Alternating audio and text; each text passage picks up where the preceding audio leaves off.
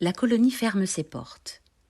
Le modèle de la loi de 1850 sur l'éducation et le patronage des jeunes détenus n'est plus adapté à la fin du XIXe siècle. Avec la loi de 1898, il devient possible de confier des jeunes délinquants à des sociétés de patronage ou à des établissements charitables dépendant de l'assistance publique.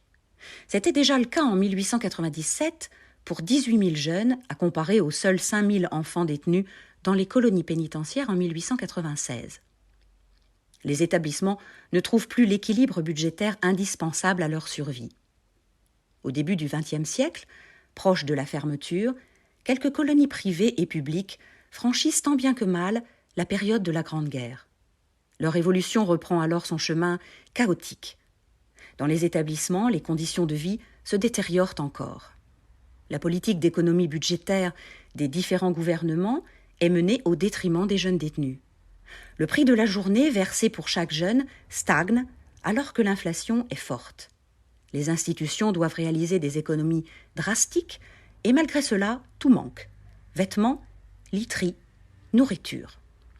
Les années 1920 sont bien les années noires des colonies agricoles et sonnent le glas pour celles du Val-Dièvre.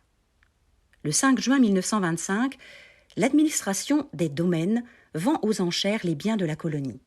Les principaux lots, comme la base-vie de la colonie et ses dépendances, ainsi que la maison du directeur et son parc attenant, sont adjugés à des propriétaires de la Sarthe. Malheureusement, le 13 mars 1937, le Val-Dièvre devait perdre sa chapelle, âme centrale de la colonie, dans un incendie, sans toutefois faire de victimes.